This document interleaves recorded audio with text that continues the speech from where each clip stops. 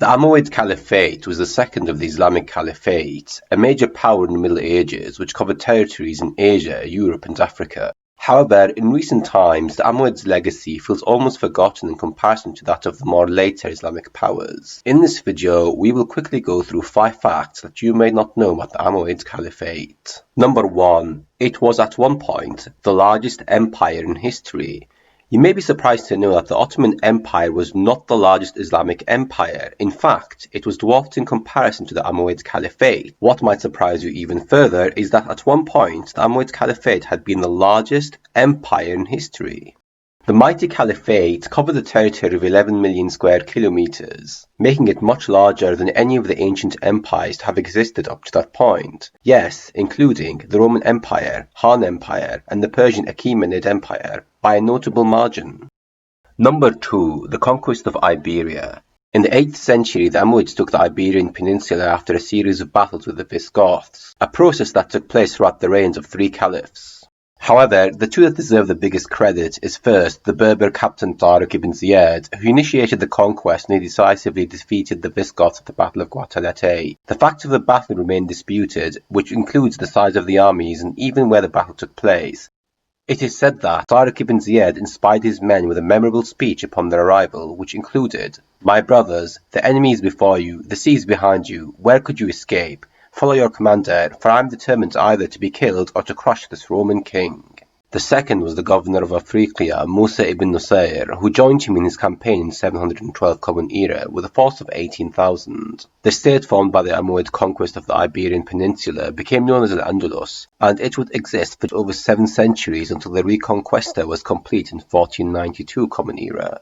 Number 3. The Umayyads' second caliphate. When we say Umayyad Caliphate, most of us will automatically think of the era in which the Umayyad dynasty governed the Ummah from within the heartlands of Levant. However, this was only the first Umayyad Caliphate. This first Umayyad Caliphate ended in 750 Common Era after the Umayyads were crushed by the Abbasid forces led by As-Saffah and Abu Muslim at the Battle of Zab. However, there had been another.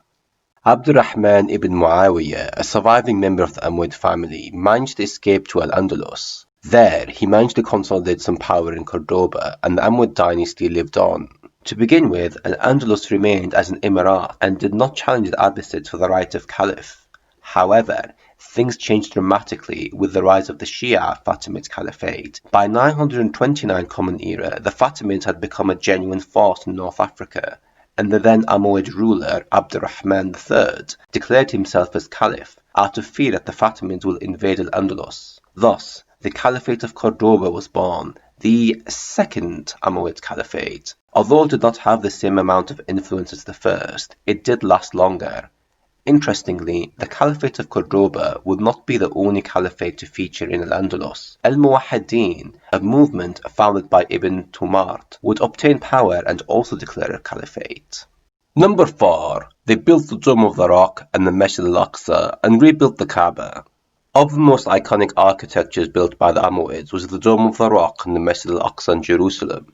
However, it's not really clear how much of the original buildings built by the Umayyads still stands today, as both architectures received considerable damage over time and needed to be repaired or rebuilt. Moving to Damascus, the Umayyads built one of the oldest mosques that still stands today, the Great Umayyad Mosque, in which Joseph W. Mary refers to as the first mosque built on a grand scale. And in the lands of Hijaz, the Umayyads rebuilt the Kaaba. However, this was done under more controversial circumstances. The building was destroyed twice during each of the 2 Umayyad sieges of Mecca. According to the historian J. Gordon Melton, the Kaaba was given a more rectangular shape after the damage it received during the first siege, but then it was later rectified to the more cubic shape we know it by after the second. And finally, prevalence and love for knowledge. Whenever we think of the advanced science, technology and mathematics that came out of the Islamic civilization during the Middle Ages, many of us focus on Abbasid Baghdad. However, the Umayyads also had a love for learning and discovery. For example, the Royal Library of Cordoba had over 400,000 volumes of books,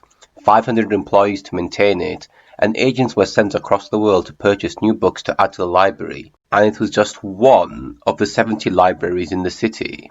In fact, the historian Michael H. Harris writes how Cordoba may have had the greatest book market in the Western world during the 10th century. Also, like Abbasid Baghdad, Al-Andalus also produced some of the great intellects of the time, such as the polymath Abbas ibn Farnas, astronomer and mathematician Al-Majarati, or the great physician Al-Zahrawi, who has been referred to as the father of surgery. Due to its location, Al-Andalus became one of the means in which the Islamic sciences was transferred over to the European West. 12th century translators such as John of Seville and Gerard of Cremona translated many of the works of the Muslim thinkers from Arabic into Latin, and from there it would be passed on to the rest of the Christian world. If you liked the video, please remember to like and share, and do subscribe to the channel for more Islamic history. Also, you might want to take the time to check out some of the other videos we have on this channel. Assalamu alaikum wa rahmatullahi wa barakatuh.